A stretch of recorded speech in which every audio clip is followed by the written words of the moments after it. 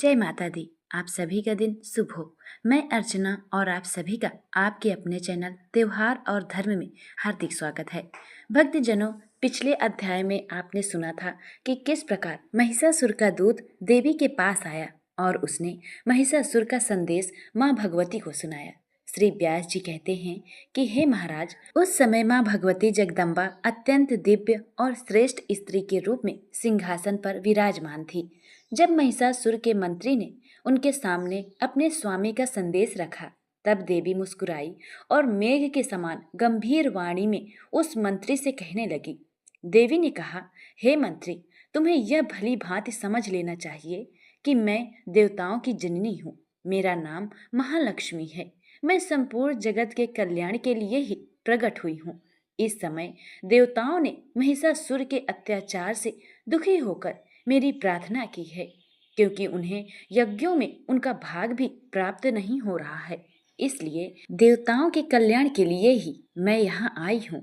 हे मंत्री, यह मत समझो कि मैं अकेली हूँ। मेरे साथ अनंत शक्तियाँ हैं। यदि तुम्हारा स्वामी अपने प्राणों की रक्षा चाहता है तो जाकर उससे कह देना कि वह तुरंत पाताल लोक में चला जाए।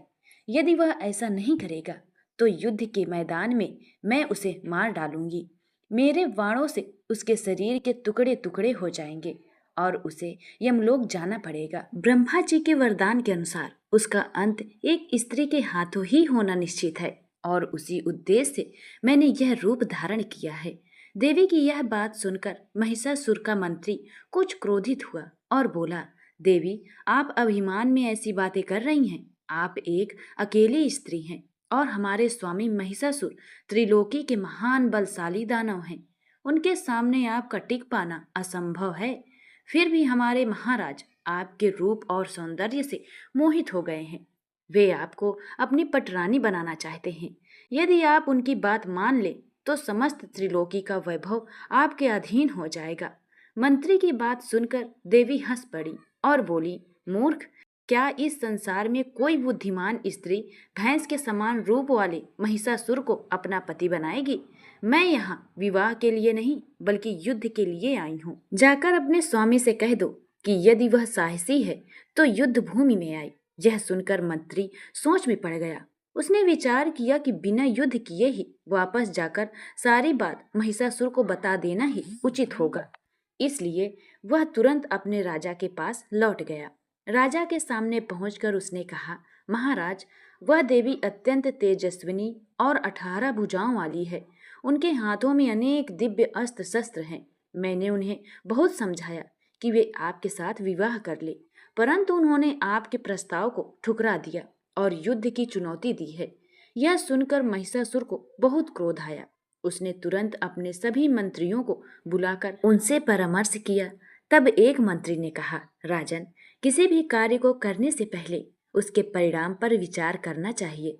सत्य और हित की बात सुनना कठिन होता है, पर वही उचित मार्ग दिखाती है। इतना सुनते ही वीर दानव वीरूपाक्ष बोला, महाराज, यह तो एक साधारण स्त्री है।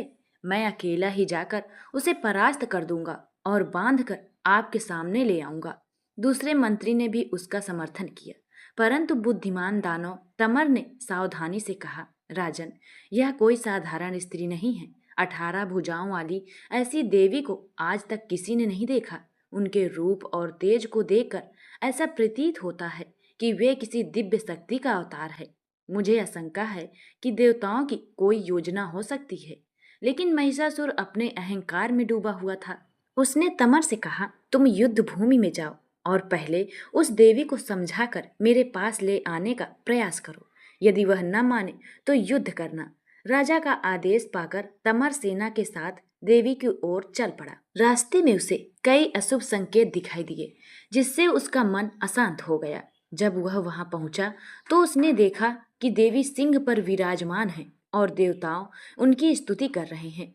उनका तेज देखकर भी तमर ने नम्रता से कहा, देवी, हमारे स्वामी महिषासुर आपके सौंदर्य और गुणों से मोहित हैं।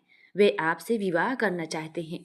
यदि आप उनकी पटरानी बन जाएं, तो आपको अपार वैभव और सुख प्राप्त होगा। तमर की बात सुनकर देवी मुस्कुराई और गंभीर स्वर में उससे कुछ कहने लगी। प्रिय भक्तों, देवी ने तमर को क्या उत्तर दिया और आगे युद्ध की कथा कैसे प्रारंभ हुई, यह आप अगली कथा में सुनेंगे। अगर आपको यह पावन कथा अच्छी लगी हो तो वीडियो को लाइक अवश्य करें और चैनल को सब्सक्राइब करना बिल्कुल न भूलें। नवरात्रि के इन पवित्र दिनों में हम आपके लिए दुर्गा सप्तशती, 9 देवियों की कथा, पूजन विधि और आरती से जुड़ी विशेष वीडियो भी लेकर आएंगे। इसलिए आप हमारे चैनल से जुड़े रहिए और अपना आशीर्वाद हम पर बनाए रहिएगा। जय माता दी।